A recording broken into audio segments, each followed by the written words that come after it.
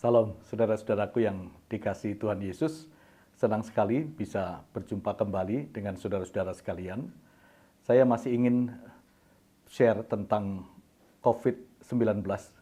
Sebagaimana tayangan saya sebelumnya, saya telah menyampaikan ada satu pola penyebab dari bencana atau wabah. Dan saya sudah menyampaikan beberapa pola dari penyebab itu yang datang dari pihak Allah maupun yang datang dari pihak manusia. Bagi saudara yang belum mengikuti bisa melihat tayangan saya sebelumnya.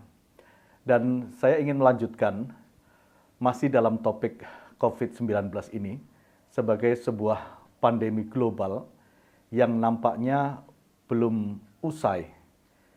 Kita masih menghadapi fakta bahwa virus corona masih memakan korban. Jumlahnya masih cukup banyak, meskipun jumlah yang sudah disembuhkan juga sudah banyak, tetapi nampaknya belum tahu pandemi ini kapan harus berakhir. Meskipun ada prediksi-prediksi, perhitungan-perhitungan secara medis yang dapat disampaikan, tetapi belum ada sebuah kepastian tentang hal itu. Maka mau tidak mau, memang kita menghadapi fakta. Sekarang pandemi COVID-19 ini adalah sebuah fakta yang harus kita hadapi. Sehingga seolah-olah bagi kita tidak ada pilihan lain. Saya menyebutnya kita mau berubah atau mati. Change or die. Itu nampaknya seperti sebuah buah simalakama. Kalau ingin memperhatikan kesehatan total, sistem perekonomian kita semakin melemah dan bisa saja menjadi bangkrut. Tetapi jika segera memberlakukan, mengoperasikan kembali roda perekonomian sedemikian rupa, kesehatan akan menjadi ancaman yang akan memakan korban berjatuhan kembali terus-menerus. Nah, ini tentu saja pilihan-pilihan yang tidak mudah. Itu juga dihadapi oleh bangsa-bangsa lain, negara-negara lain yang menghadapi pandemi yang sama dalam situasi atau dalam waktu yang cukup lama ini, maka bagaimanapun juga sangat mengganggu stabilitas perekonomian dan itu juga mengganggu masa depan sebuah negara. Saya rasa pemerintah kita pun menghadapi dilema yang sama. Apakah PSBB yang semakin banyak diberlakukan di provinsi-provinsi, di kota-kota yang semakin banyak di Indonesia, itu harus dilonggarkan atau tetap diketatkan, itu menjadi pilihan-pilihan yang tidak mudah. Tapi saudara-saudara, saya ingin mengajak kita juga memikirkan bahwa sesungguhnya hal-hal yang seperti ini bukan hal yang baru. Sekali lagi, saya ingin menyampaikan dari sisi pola dalam sejarah, bahwa sikap yang kita ambil di dalam menghadapi sebuah bencana atau sebuah wabah, itu nampaknya terus-menerus berulang kepada pola-pola yang sama sepanjang sejarah. Oleh karena itu, faktanya sejarah terus-menerus melakukan kesalahan-kesalahan yang sama.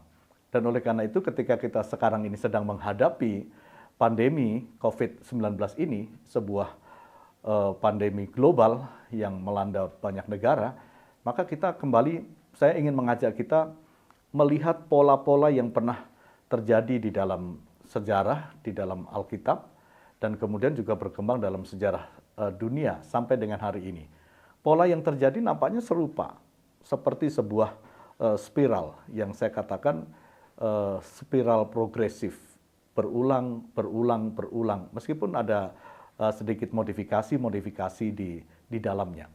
Dalam video saya sebelumnya, saya sudah menyampaikan pola yang akan kita bahas itu dapat ditemukan di dalam 6 bencana yang tertulis di dalam Alkitab, yaitu seperti bencana yang terjadi pada zaman Nuh, yaitu bencana air bah, kemudian bencana yang terjadi pada zaman Abraham, terjadi kelaparan, lalu mereka pergi ke Mesir minta bantuan. Kemudian juga ada bencana yang begitu mengerikan, yaitu bencana penghancuran kota Sodom dan Gomora pada zaman Lot.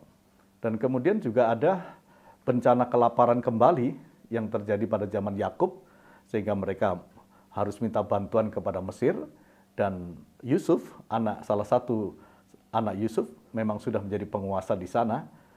Dan kemudian pada zaman Musa juga ada bencana-bencana yang mengerikan terjadi di Mesir, yang kita kenal dengan 10 tulah di Mesir.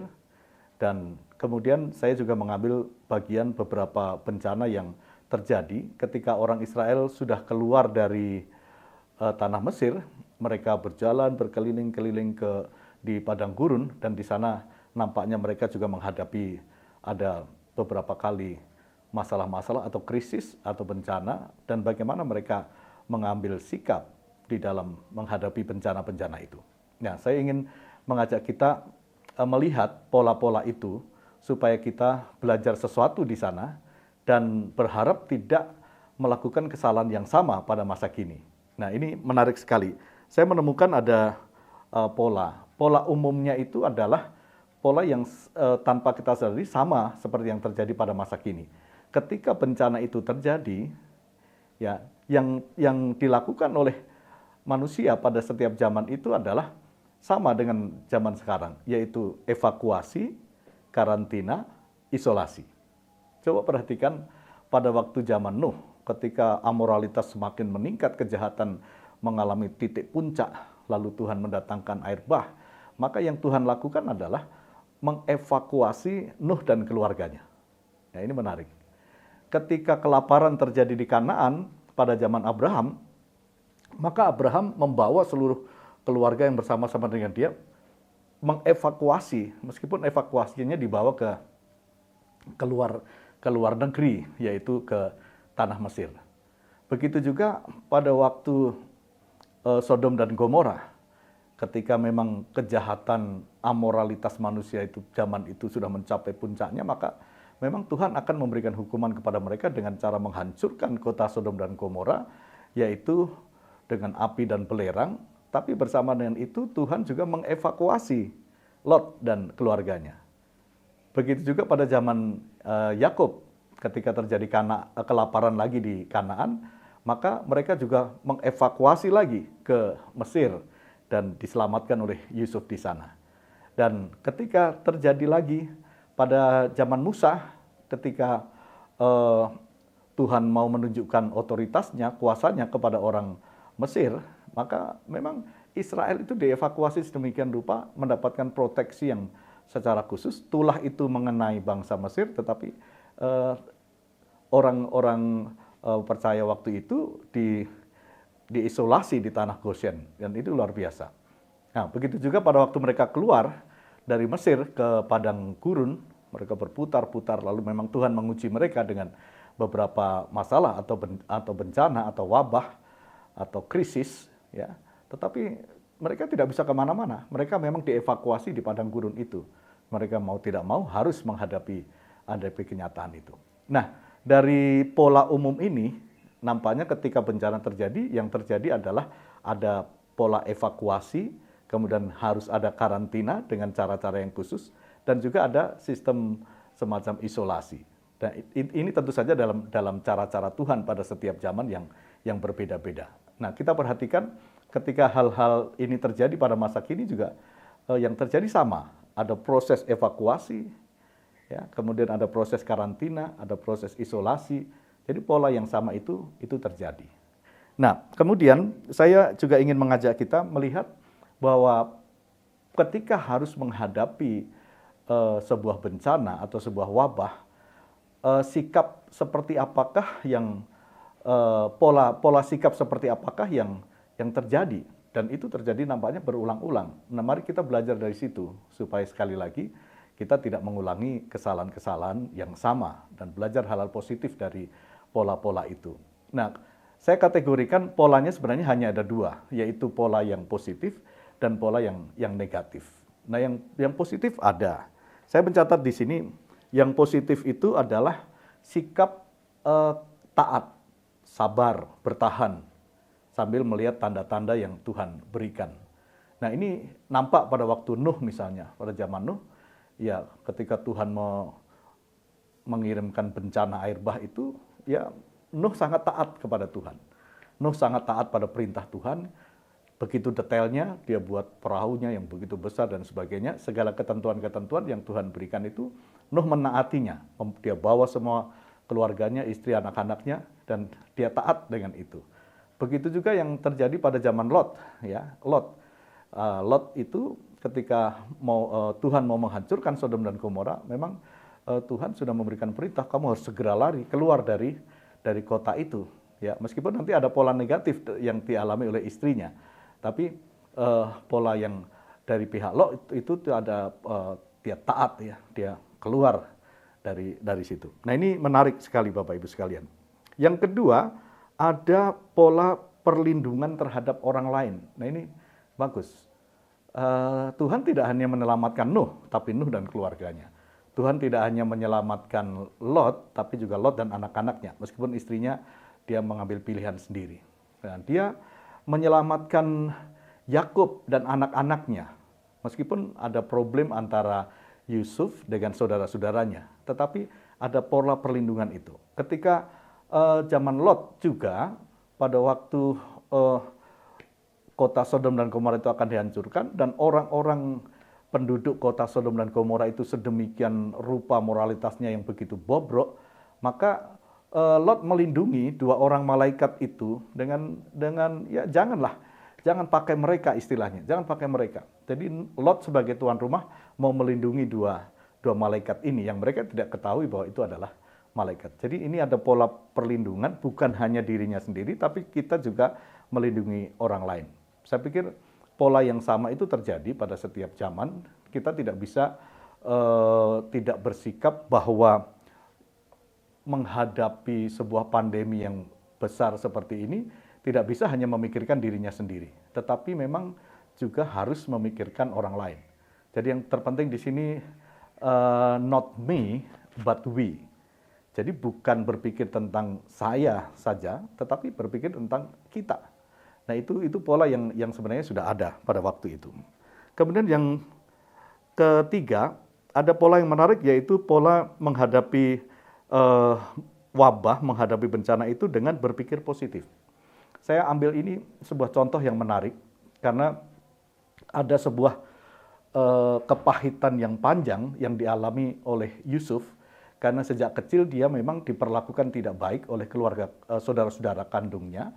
Dia hendak dibunuh, dia direncanakan untuk dibunuh, tapi kemudian dia dijual ke Mesir sebagai budak, ya, dia harus bekerja sebagai budak, lalu dia harus dipenjara, masuk ke dalam penjara. Tapi kemudian memang Alkitab mencatat dia disertai oleh Tuhan, sehingga akhirnya dia justru naik menjadi orang nomor 2 di Mesir, punya kekuasaan yang luar biasa.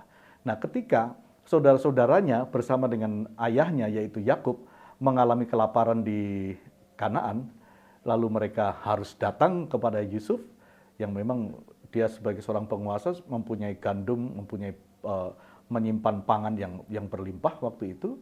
Ini sebenarnya kesempatan bagi Yusuf harusnya untuk melampiaskan balas dendam. Tapi dalam situasi bencana seperti itu, dalam situasi orang sedang lapar, apalagi ini saudara-saudaranya sendiri, yang terjadi Yusuf justru berpikir positif. Sehingga dia katakan, manusia mereka-rekakan yang jahat. Kalian boleh mereka-rekakan yang jahat, tetapi sebenarnya Tuhan itu mereka-rekakan yang baik. Mereka-rekakan yang baik. Kamu merencanakan pembunuhan bagi saya, tapi Tuhan justru mengutus saya duluan ke Mesir ini untuk menyelamatkan satu bangsa, yaitu Yakub dan saudara-saudaranya. Nah, saya pikir berpikir positif itu menjadi sebuah pola yang terjadi di setiap zaman, bahwa Tuhan itu selalu membangkitkan orang-orang yang mampu berpikir positif di tengah situasi yang sulit, di tengah situasi krisis sekalipun. Dan itu berulang-ulang terjadi di dalam sepanjang sejarah, saya rasa, kalau kita menggali informasi dari sejarah. Nah, dalam situasi sekarang, saya pikir orang-orang seperti ini pasti ada dan banyak, di mana orang masih mau berpikir positif di tengah situasi yang sulit, di tengah situasi yang begitu buruk sekalipun, masih adalah banyak orang yang berpikir secara positif, dan itu sangat menolong untuk menghadapi situasi bencana, wabah seperti sekarang ini. Kemudian yang lain-lain, yang keempat adalah ada sikap positif, yaitu pemulihan hubungan keluarga. Nah, ini menarik, karena ketika bencana itu terjadi, yang dikerjakan oleh Allah ialah memang menyatukan ini keluarga-keluarga ini. ya, Nuh disatukan dalam keluarganya.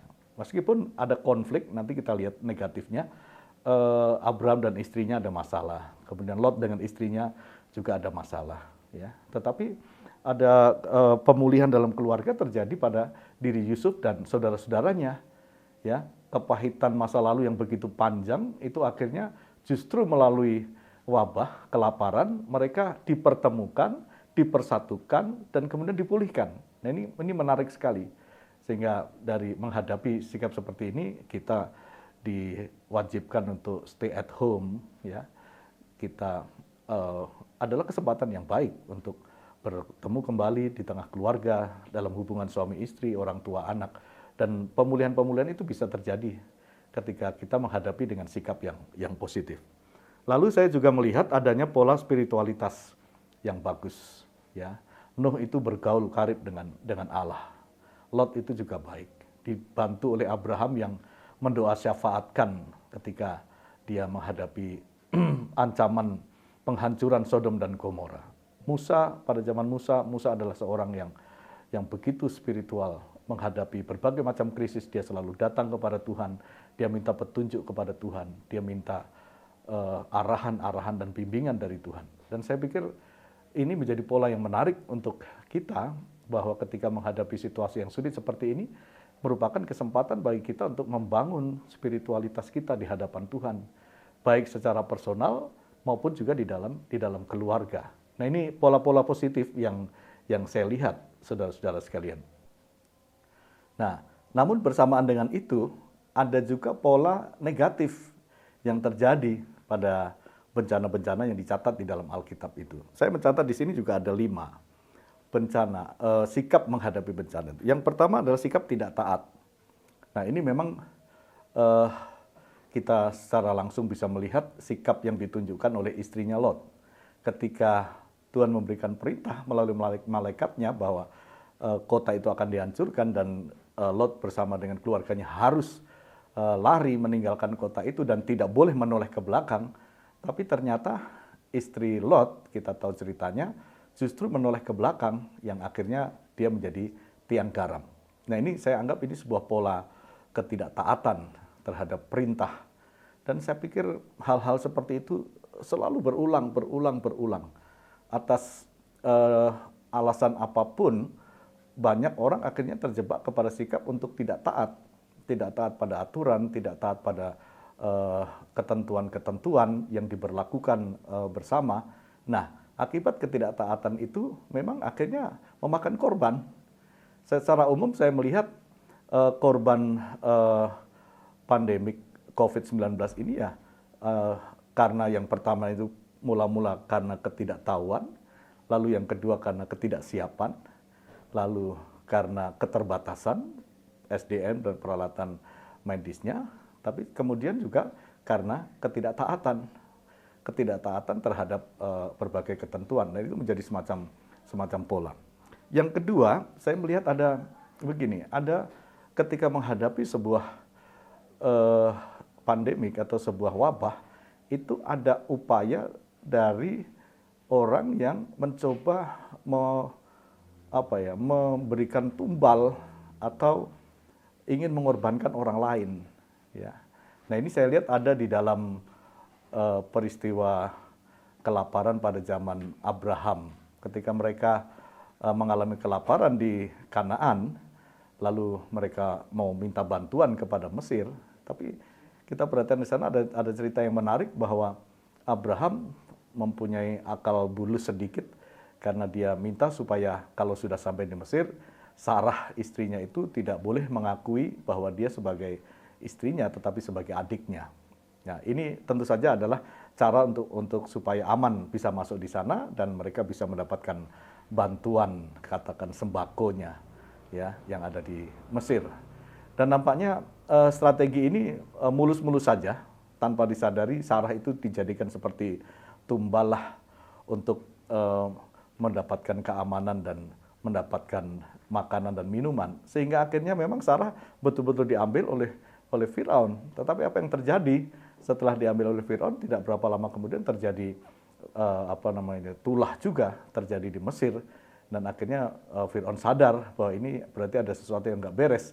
Dan akhirnya diketahuilah bahwa ternyata Sarah itu bukan hanya adiknya Abraham, tapi memang istrinya. Dan oleh karena itu segera Abraham dan semua keluarganya itu disuruh keluar ke Mesir. Nah, saudara-saudara, ada saja pola seperti ini terjadi ketika menghadapi satu wabah, satu situasi yang bencana yang tidak mudah. Itu banyak orang mencoba menjadi seorang yang safety player, bermain di wilayah aman sehingga dia mencari keuntungan di atas penderitaan orang lain, lalu dia juga menjadikan orang lain sebagai tumbal, dan ini sikap-sikap negatif yang terjadi, dan itu pola seperti ini terus saja terjadi dalam sejarah manusia.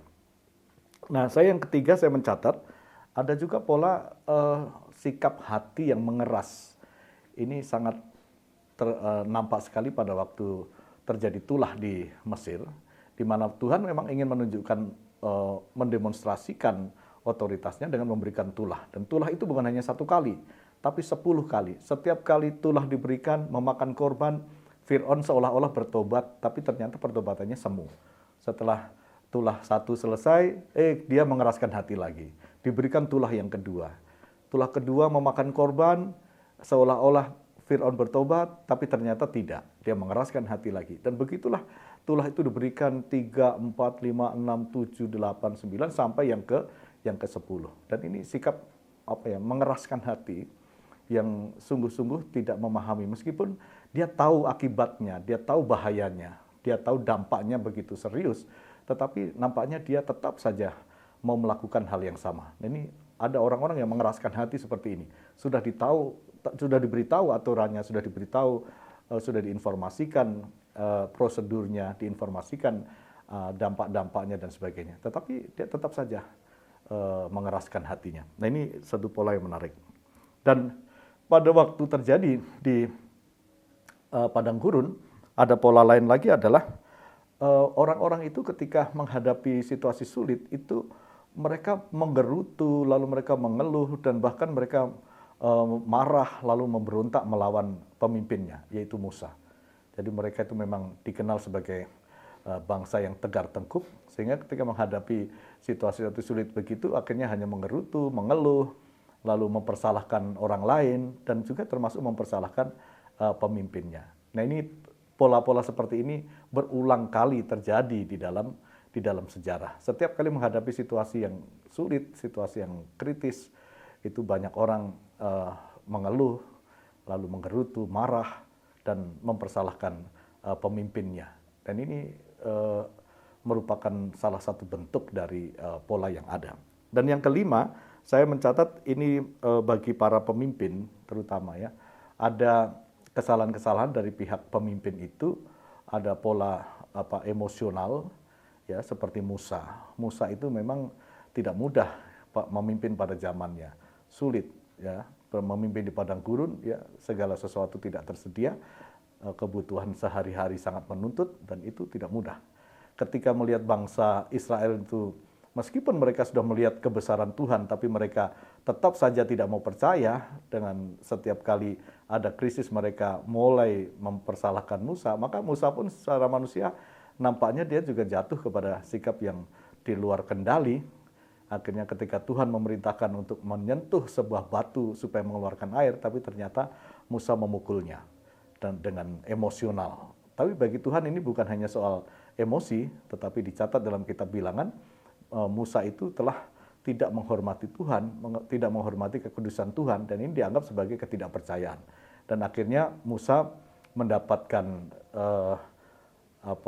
sanksi juga dari Tuhan, ya, sehingga dia tidak boleh masuk ke tanah Kanaan. Nah, ini saya perhatikan ada 5 pola seperti itu.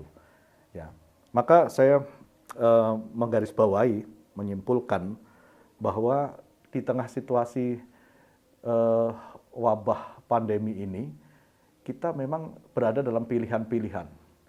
Kita mau memilih sikap yang positif atau sikap yang negatif, itu sebuah pilihan. Tapi hendaknya kita memikirkan dengan baik, dengan sungguh-sungguh. Pilihan itu harus bertanggung jawab, pikirkan apa dampaknya bagi diri saya sendiri, bagi keselamatan saya, bagi keluarga saya, bagi masyarakat di sekitar saya, bagi para pemimpin saya, pemerintah saya, itu mesti dipikirkan. Karena memilih sikap yang negatif, otomatis akan memberikan dampak-dampak yang negatif juga. Tapi sebaliknya, ketika kita memilih sikap yang positif, itu tentu saja akan memberikan dampak yang positif bagi diri saya sendiri, bagi keluarga saya, bagi orang lain, ya, bagi masyarakat, dan juga bagi bangsa dan negara. Nah, kemudian juga ada catatan secara khusus bagi para pemimpin, tentu saja ya, dari pola-pola yang kita pelajari dalam pola sejarah ini, para pemimpin memang harus tetap dalam semangat untuk bagaimana melindungi rakyat semaksimal mungkin, kemudian juga tidak mengorbankan rakyat tentu saja dalam segala keputusan-keputusannya, harus berpihak kepada pemenuhan kebutuhan masyarakat secara luas, tidak menggunakan ini sebagai kesempatan justru untuk mendapatkan keuntungan-keuntungan pribadi maupun golongan atau kelompoknya sendiri, tetapi memang betul-betul melayani rakyat yang sebagai terdampak dari COVID-19 ini dengan semaksimal mungkin. Dan juga jangan bertindak melampaui kewenangan yang diberikan, baik itu pada tingkat pusat maupun di daerah-daerah, karena itu akan berdampak negatif juga bagi semua pihak. Maka para pemimpin juga harus memikirkan dampak dari jangka panjang, bagaimana dalam hubungan internal nasional Indonesia sendiri maupun juga dalam hubungan dengan luar negeri dalam jangka panjang, itu juga harus dipikirkan. Karena misalnya seperti pola-pola yang ada pada zaman Abraham, mereka minta bantuan ke Mesir. Kemudian pada zaman Yakub, mereka juga minta bantuan ke Mesir. Dan akibatnya pasca Yusuf meninggal, itu bangsa Israel memang berada di tanah Goshen, secara khusus di wilayah Mesir. Dan akhirnya mereka menjadi budaknya Mesir pada waktu itu. Nah, ini dampak jangka panjang ini yang harus juga perlu diperhatikan apabila kita memilih pilihan-pilihan untuk meminta bantuan kemana saja. Nah, oleh karena itu hal ini sangat perlu kita perhatikan. Nah, itulah saudara-saudara pola sikap menghadapi bencana yang saya temukan di dalam Alkitab dan kemudian saya rasa terus berulang-ulang terjadi di dalam sejarah. Maka kata pengkhotbah selalu benar bahwa tidak ada yang baru di bawah matahari. Apa yang terjadi sebenarnya sudah pernah terjadi, dan apa yang akan terjadi itu juga sebenarnya sudah terjadi. Jadi pola-polanya tetap konsisten itu terjadi dengan modifikasi-modifikasi. Inilah yang saya sebut dengan protopologi. Protopo itu pattern, pola, ya, sehingga selalu ada proses pengulangan-pengulangan dalam sejarah. Dan oleh karena itu jangan mengulangi kesalahan sejarah. Kesalahan sejarah adalah mengulangi kesalahan sejarah. Oleh karena itu saya berharap dengan sharing ini kita merefleksi diri dalam menghadapi pandemi COVID-19 yang belum selesai ini, apa keputusan-keputusan kita untuk mengambil pola yang positif atau yang negatif. Tentu saja kita berharap pola positif yang akan kita pilih, karena itu akan memberikan dampak-dampak yang positif juga bagi kita, keluarga kita, masyarakat kita, bangsa dan negara kita, dan juga pemerintah kita. Oleh karena itu ini menjadi penting untuk kita. Nah, saya akan men-sharekan bagian yang ketiga nanti terkait dengan pola pasca bencana. Nah, saya juga sudah menemukan adanya pola pasca bencana itu, maka saya akan share ini untuk tayangan saya yang berikut. Maka saudara-saudara tetap mengikuti. Saya senang saudara bisa saya mendengarkan sharing saya ini. Biarlah Tuhan memberkati saudara-saudara sekalian. Sampai bertemu pada video saya yang akan datang. God bless you.